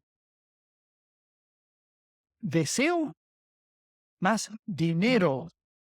Porque si no tiene dinero, no es parte del mercado. Entonces los pobres que necesitan zapatos no son analizados por la mercadotecnia del zapato. Porque si no pueden comprar zapatos, no son mercados. Entonces tiene que ser un deseo, pero a su vez que tenga dinero. Pero el deseo es creado por la propaganda. Entonces se produce el deseo y se hace gastar dinero en un bien de uso, un zapato. Pero miren, yo siempre he dicho, ya se me están acabando, pero los zapatos que tengo los compré hace casi 20 años en Chicago, en un curso que di. Y yo siempre digo, la pobre zapatería que produjo zapatos ya se tiene que haber fundido, porque si toda su gente usó 20 años un zapato, pues entonces ya no vendió más zapatos. O quizás fue tan bueno que mucha gente lo compró, pero no pueden creerlo. 20 años tengo estos zapatos casi todos los días usándolos. Claro que los lustro, le pongo su cremita, etcétera. Y cuando tenga que comprar otro, no sé si voy a poder caminar. Ese valor de uso, que puede durar tanto tiempo, me lo pueden destruir en un año. Porque el zapato era puntudo, pero ahora el zapato de moda es chato. ¿Y qué hago con el zapato puntudo? No me lo puedo poner. ¿Qué hago? Lo tengo que tirar. Porque después de acumularlo 1 o 2 años, pues no me sirve, lo tiro. Es decir, me liquida el valor de uso sin haberlo usado, estando en perfecto uso. La moda destruye el valor de uso sin usarlo, porque impone lo que Baudrillard, un autor francés, Baudrillard, llamó, queriendo hacer una crítica al marxismo, pero indicando algo muy interesante. Él le llamó el valor del signo. Primero, ni valor de cambio, ni valor de uso, sino valor de signo. La moda lo que tiene es valor de signo. Significa que estoy a la moda. Y al comienzo de la moda es muy cara. Los primeros zapatos puntudos cuestan muchísimo. Los últimos, hasta son de plástico, al año siguiente, ya cuestan muy poco dinero. El asunto es ponerse los zapatos caros que acaban de aparecer, que cuestan 1,000 pesos. Entonces ahí sí que yo camino y dice, uy, mira el zapato. Y entonces significo la diferencia. Y entonces una mujer puede conquistar un varón a una mujer, porque tiene un buen saco, un buen auto, una buena corbata, una buena casa. La moda marca un signo de diferencia. Y claro, los que pueden usar el bien nuevo son necesariamente los más ricos, porque esos bienes valen más y le permiten al capital aumentar la tasa de ganancia. Pero además, el año siguiente, aunque sea de plástico, y ya puedan comprarlos pobres, sin embargo, el propio pobre, si tiene que atenerse a la moda, tiene que destruir su antiguo zapato de plástico también. Entonces, aún los que lo van a comprar barato, alejándose cada vez menos, van a destruir sus bienes de uso sin usarlos. Entonces, la moda es un mecanismo de destrucción de los bienes de uso. Entonces, éticamente, hay que estar en contra de las modas. Hay que usar un bien hasta que realmente esté inútil. Y si no va según la moda, que se embrome la moda.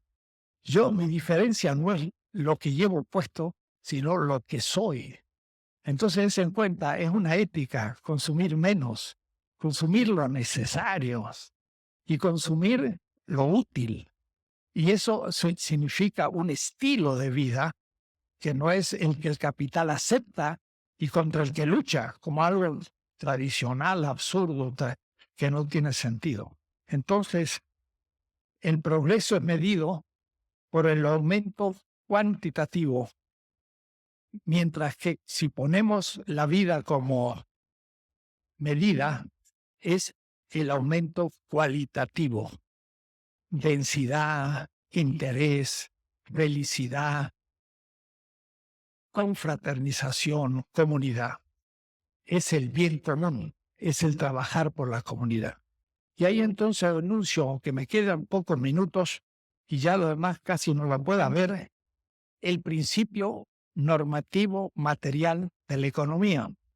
Y yo lo describo en la página 236. Y lo voy a leer despacio, aunque también me gustaría después referirme al gran texto de Marx. El enunciado de este principio económico, voy a enunciar también los siguientes, es decir, la luz que debería iluminar la elección económica, de la ciencia económica, de la gestión económica, de mi vida económica personal, de lo que yo debo explicar como económico, debería ser lo siguiente. Debemos. Es un deber, es lo normativo, es aquello que el viviente debe hacer para no propagar la muerte. No porque sea un principio abstracto, no, es concreto. En la vida o la muerte. La muerte o la vida son la referencia del deber. No es kantiano esto. Esto es una ética material, no es formal como la de Kant, que decía el deber por el deber. No, es el deber por la vida, que es muy distinto. Debemos. Es un deber, pero también es un derecho. Y entonces es un derecho, pero también es algo que yo debo hacer. En el campo económico, repito, producir, distribuir, intercambiar, consumir productos del trabajo humano, haciendo uso de las instituciones económicas, de las que iré hablando, de un sistema creado a tal efecto, teniendo en cuenta siempre y en último término la afirmación y crecimiento cualitativa, no cuantitativa, de la vida humana de todos los miembros de la comunidad. Pero cuidado, no de solo de mi comunidad, porque el fascismo también podría decir viva Alemania y después destruyó Francia. No, de mi comunidad, pero en último término de toda la humanidad. Eso es el universalismo. Yo no soy posmoderno, no hablo del pequeño discurso. No, mi discurso es gran discurso. Es un discurso para toda la humanidad, porque toda la humanidad vivimos en el globo y vamos a morir por las mismas causas. Y el capitalismo nos crea estos pequeños discursos postmodernos para que nos engatusamos, para que nos desviemos a luchar y hacer de nuestro discurso pequeñito discurso para no contrarrestar el gran discurso de un Televisa que nos mete el discurso todas las horas del día por todos los medios de comunicación. ¿Y qué es el capitalismo?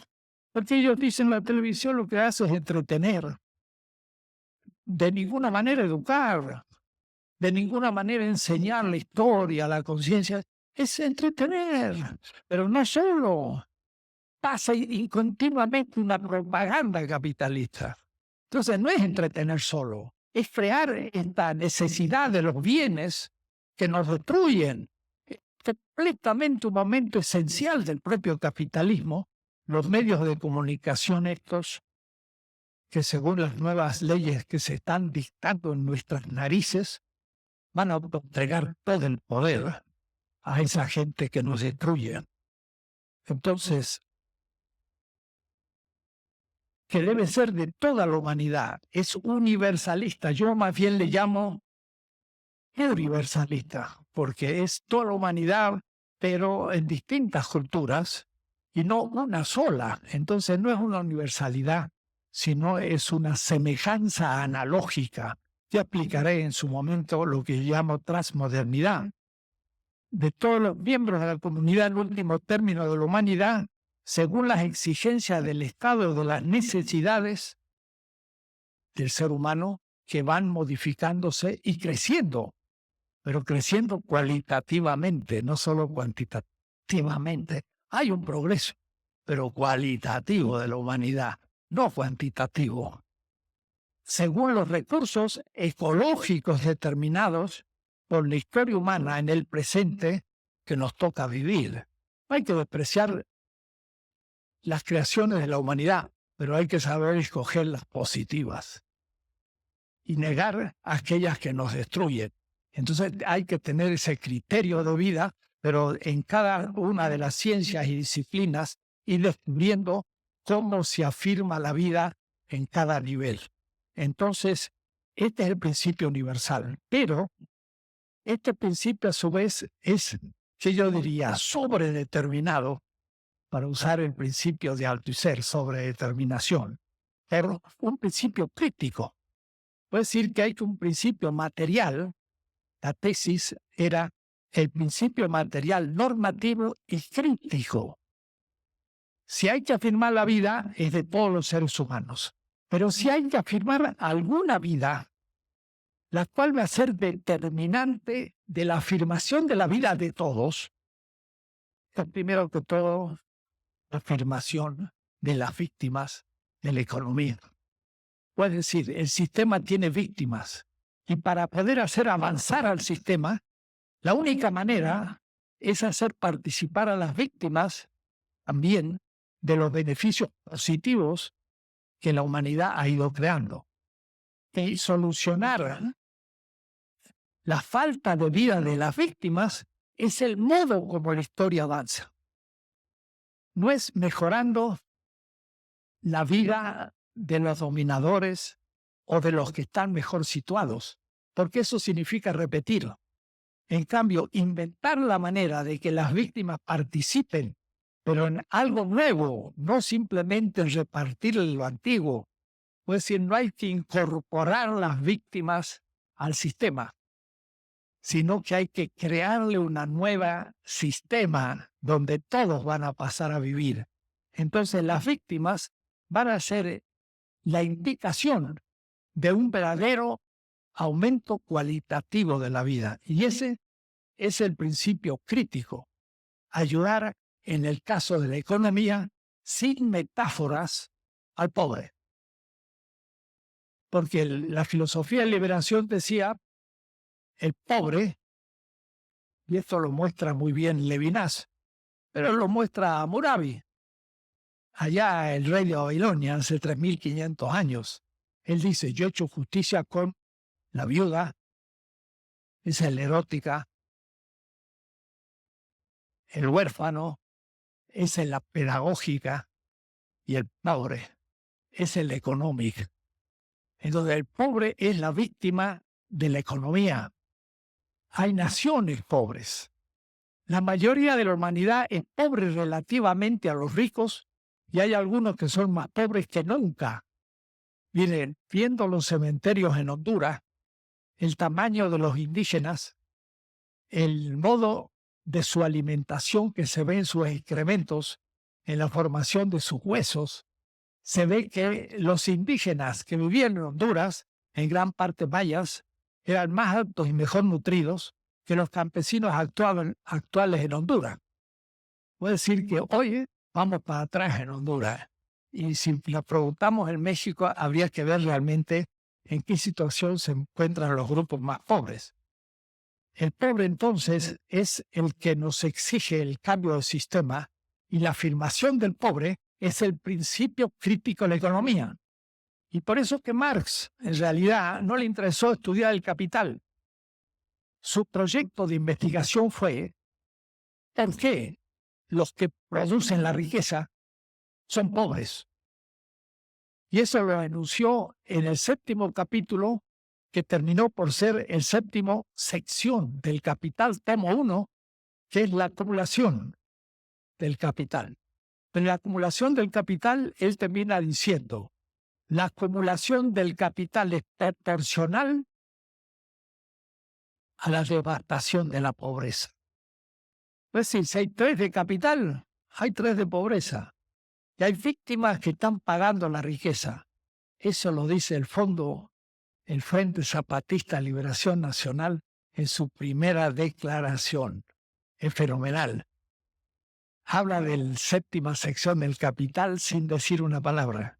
Pero dice, por ejemplo, los muros de vuestra casa fue construido con nuestros huesos y nuestra sangre.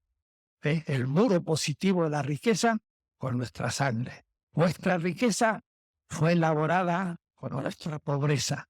Y entonces va poniendo una dialéctica de riqueza y pobreza, que es el final del tomo 1 del Capital.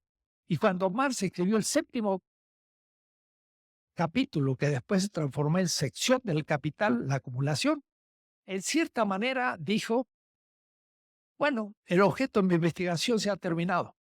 Y aunque sea la 1/72 parte de mi proyecto, ya se terminó. ¿Por qué? Ya respondí a mi pregunta. ¿Por qué el pobre es, sin embargo, el productor de la riqueza? ¿Por qué? Porque su trabajo se acumula como riqueza del rico y no vuelve al pobre. Y lo explicó. Y explicando eso, en cierta manera, dijo el tomo 2, el tomo 3, el de la competencia, capital crediticio, accionario, el tema del salario, el tema de la renta, el Estado, la relación de los Estados, el mercado mundial, lo escribirán otros. Yo respondí a mi pregunta, el pobre es pobre porque produce el rico necesariamente en el capitalismo. Y ese es el criterio crítico. No es solo afirmar la vida de todos, sino es afirmar en primer lugar la vida de los pobres. Y esa es la finalidad de la UACM. Si quiere ser una universidad crítica, tiene que pensar primero en que nuestros planteles en las zonas marginales deben responder a la pobreza de la sociedad urbana en favor de esos pobres. Y si esos pobres son estudiantes, mejor, pero que no traicionen a su origen, transformándose en pequeños burgueses al servicio de la oligarquía, como aspira la mayoría de los estudiantes. Sacar una diploma para ser un pequeño burgués que se habla en la competencia camino para solucionar su problema, que solucione su problema económico, que tenga un salario justo, pero sirviendo a aquellos de donde procede. Y eso significa programas críticos. Ya me estoy por ir, me falta una semana. Hay que modificar todos los programas de estudio para hacerlos críticos al servicio de las víctimas. No es una universidad crítica por ahora. Y tiene un gran proyecto pedagógico, pero con eso no significa una universidad crítica. Puede tener muy buena pedagogía y educar pequeños burgueses.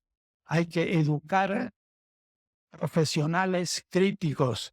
Este curso sería un poco la ideología de fondo del criterio de la reforma de todos los planes de estudios de la universidad. Y eso está por hacer. En un año no se puede hacer nada o muy poco, pero si los dejo. Ese es el principio crítico y entonces paso al último punto. Me faltan 5 minutos, pero aunque sea leer el texto. En la página 238 está el texto más crítico de todos los que escribió Marx. Y es un principio y un texto crítico, pero económico, por lo tanto material. Porque Marx fue ante todo un economista y no un político ni un versado en democracia. ni en estrategia, ni en táctica. Dio muchas ideas, pero no escribió una obra científica como El Capital en el sentido científico de Marx. En la página 236 abajo está el gran texto que yo explico en H, A, B, C, D, E, F, G, H momentos, y que no puedo explicarles ya, pero mire cómo dice. Y es muy bonito cómo empieza. Imaginémonos finalmente para variar. Puede decir, Marx dice, para variar. Puede decir, yo siempre termino con esto. Puede decir, no es para variar, sino para volver a lo mismo, porque es el por último lo que me interesa. Pero dice, imaginémonos. Es la imaginación. La imaginación es una facultad creativa. Al-Farabi, el gran filósofo árabe, teniendo que explicar las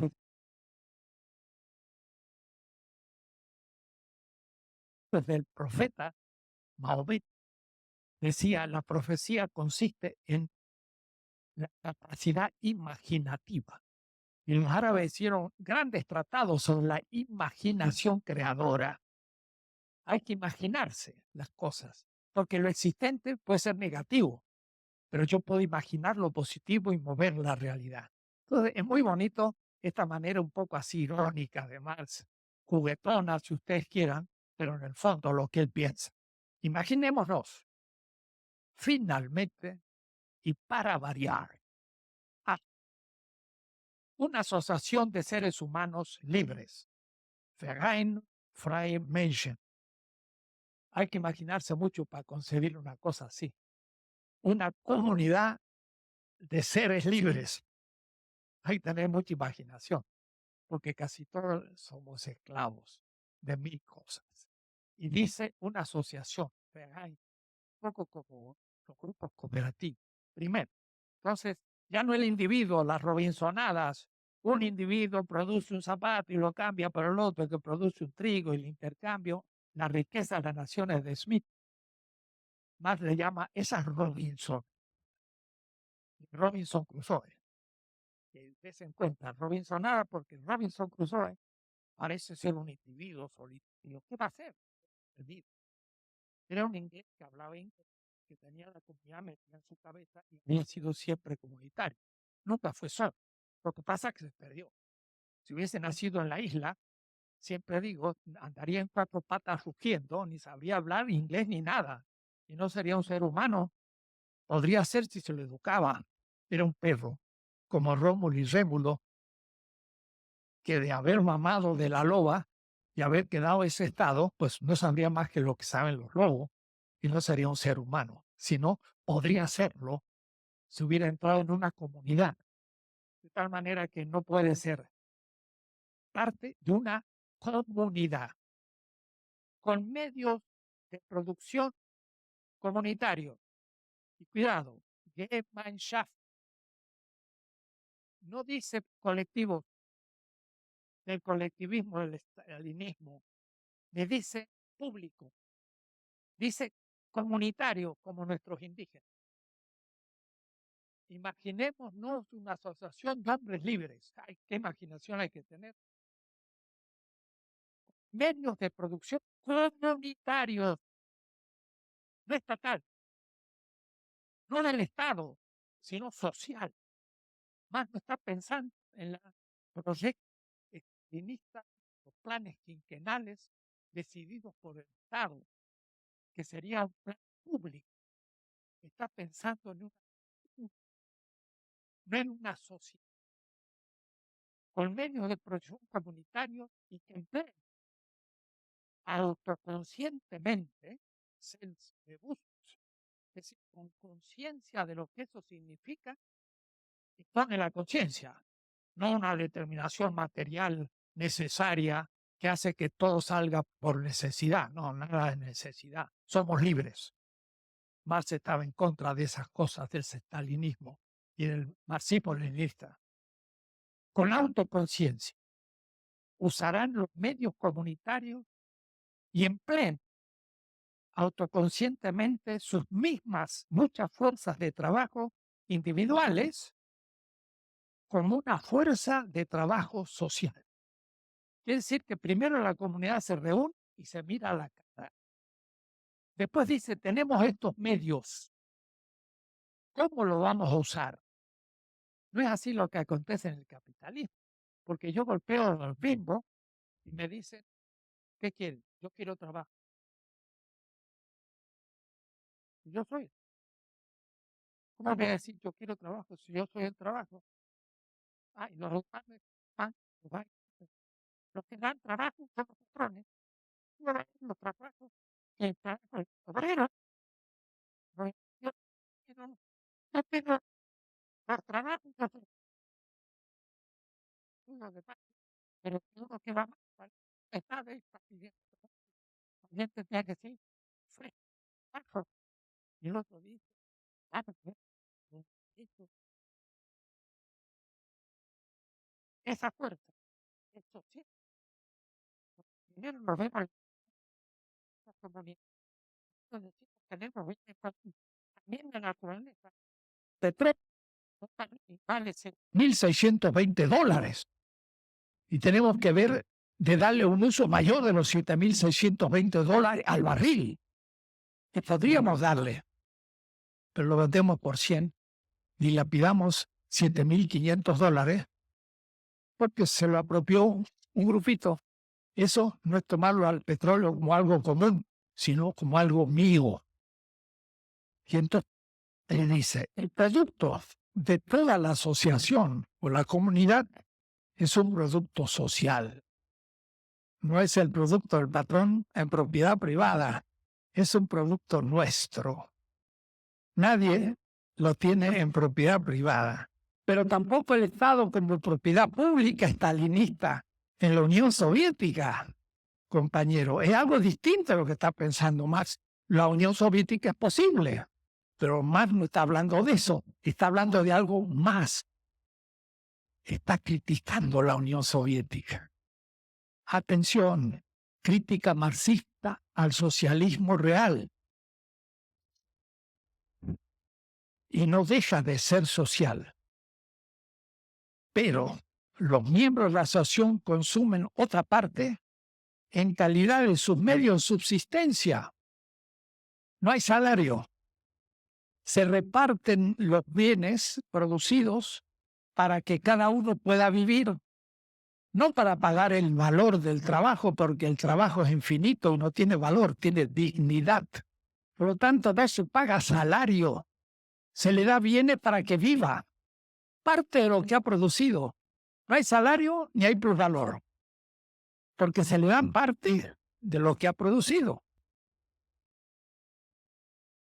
Esto es necesario distribuirla entre los mismos, tanto lo que se le da en privado para que lo consume y viva, como el resto.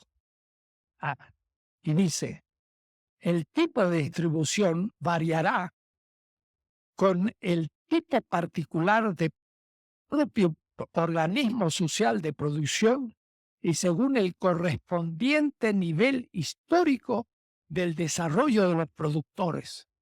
Quiere decir que en cada etapa histórica, se me vuelve a bajar esto, el modo de distribución y producción va a ser distinto.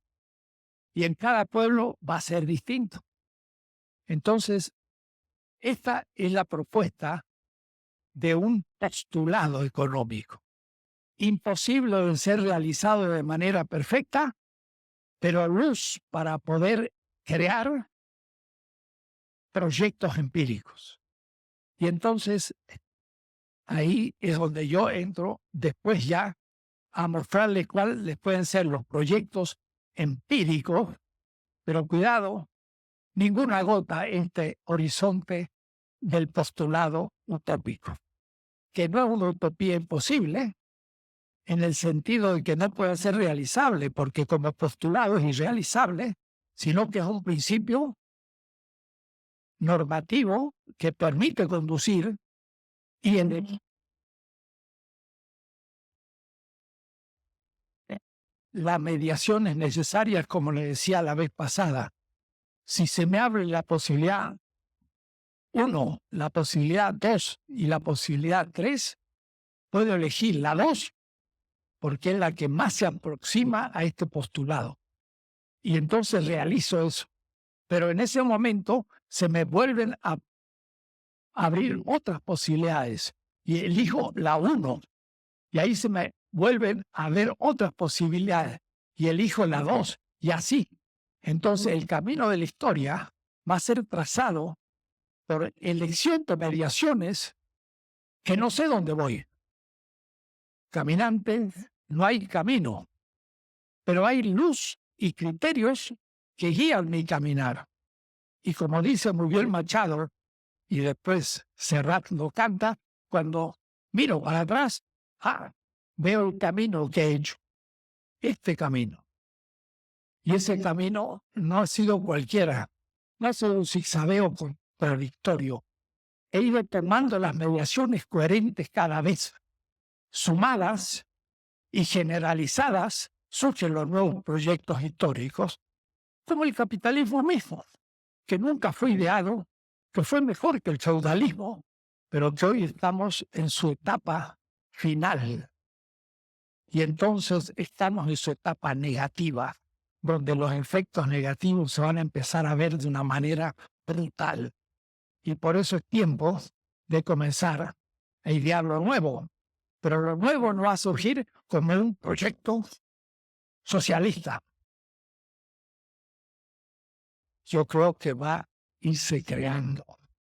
¿Será socialista? Puede ser.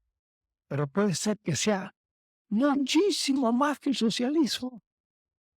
Y mucho mejor. ¿Por qué ponerle nombre antes de tiempo?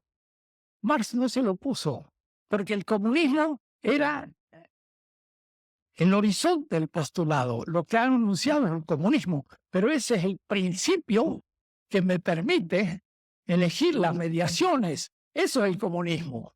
El comunismo no es un proyecto, es un principio normativo. Y Badiou acaba de escribir un libro en Francia sobre el comunismo. No estoy de acuerdo con Badiou, profesor de la Sorbona. No es el comunismo un proyecto, es un conjunto de principios que me guían perfectamente en mi praxis. Sé qué elegir cada vez, pero no sé lo que voy construyendo. Y en eso sí tiene razón Adam Smith. Hay algo no intencional en la acción, porque no puedo prever el proyecto y sin embargo lo estoy construyendo. Y me da una desazón y una como desesperanza decir, ¿y cuál es la alternativa al capitalismo? No la hay ni puede haber, pero la estoy construyendo. Por eso me gustó tanto la revista en estos días que decía, no, otro mundo es posible, sino otro mundo ya es real. Y ese mundo real hoy son iniciativas que vamos a ver en las próximas tesis de organización de empresas productivas, de mercado, de regulación, de una manera por ahora muy diferenciada. Muchísimas grandes experiencias, pero todavía no hay una. Se están dando. Y esas son las que nos tienen que dar la idea empírica del proyecto, pero todavía no realizado. Entonces, esto es el punto en que me quedo. Ustedes lean de manera preferencial de la página 239 hasta el final, donde voy explicando las palabras de Marx, punto por punto, porque es el espíritu de todas estas últimas 5 tesis, de la 12, 13, 14, 15, 16. Este texto es el clave para entender la cuestión. Seguimos la próxima.